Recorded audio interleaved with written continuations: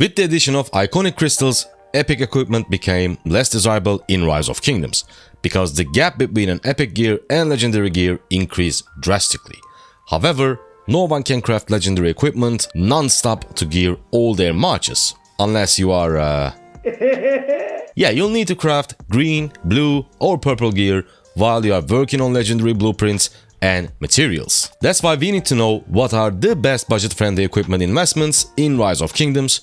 Also, non-legendary gear is a lot more easier to get a special talent, because when you dismantle those, you get all the materials back. So as long as you have the blueprints and the gold, you can craft over and over until you get a special talent. Without further ado, let's go! Spartans! What is your profession? I must say that I'm a huge fan of health and defense when it comes to open field fighting. The reason is diminishing returns. Diminishing returns is the decrease in incremental output of a production process as the amount of a single factor of production is incrementally increased, holding on all other factors of production equal.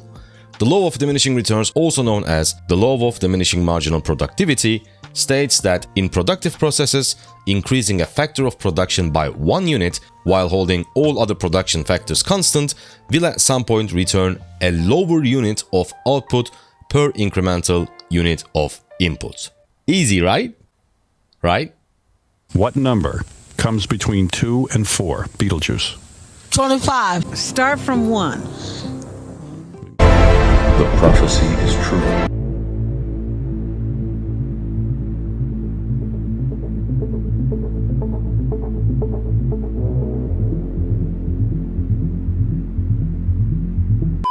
If we adjust this information to Rise of Kingdoms, it means that if you try to increase the value of a stat that is already very high, you will lose value, and it's much better to increase a stat that is already low.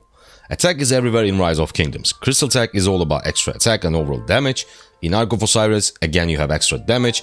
Most commander skills and talents mainly focuses on increasing the attack. That's why my go-to stats are health and defense when it comes to gearing up my legendary commanders.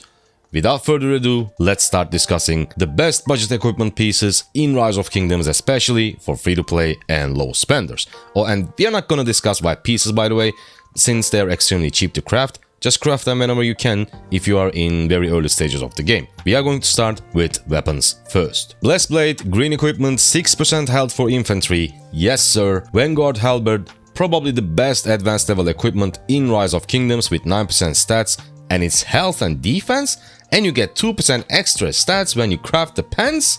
It's crazy.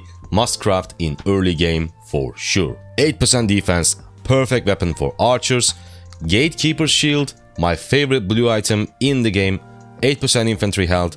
You can craft a Gatekeeper Shield and forget about your weapon slot until you are ready to craft some legendary pieces for your infantry commanders in Rise of Kingdoms. That's a great piece. Heart of the Saint and Golden Age. Both gives 13% defense, one for cavalry, other one gives it for archers. Both will do amazing in my opinion until you have enough materials and blueprints to craft a legendary weapon. Now let's move on to helms. Helm of the Phoenix is a decent helm. Since we don't have a blue piece for archers in helm slot, we still want to craft this. Expedition War Helm, the best value for money helm in the game. 6% cav defense, must craft, and the only epic helm that is worth crafting in my opinion is the Revival Helm. 7.5% archer defense, can't go wrong with that. Plus it's a piece from the Revival set, which is an amazing 4-piece epic set. We will get to that later, but if you take a look at it right, you will see that Revival set gives with 2 pieces 3% attack, 4 pieces 3% defense. Archers in my opinion probably has the best epic gear. Chest pieces, infantry breastplate and Milanese plate, both are great cheap options, both give 4% defense. Commander's heavy armor is an instant craft since your other chest options are not that great for your archer marches. Dark Lord's Blessing is a must craft for cavalry, and Revival plate is an amazing choice for archers because at some point you want to craft 4 pieces of Revival set to get extra percent stats from 4 pieces set bonus in total. Since the epic chest of infantry is not the best because it gives attack, you can definitely consider crafting a windswept breastplate for your infantry marches in early to middle game. Gloves, leather gloves, 2.5% archer health, yes sir. Bronze braces, 2.5% cav defense, again, not bad at all. Windswept braces though, 2.5% cavalry or infantry health is very decent, especially if you have another windswept piece to get 2 pieces set bonus. All 3 epic options in the gloves category is amazing in my opinion.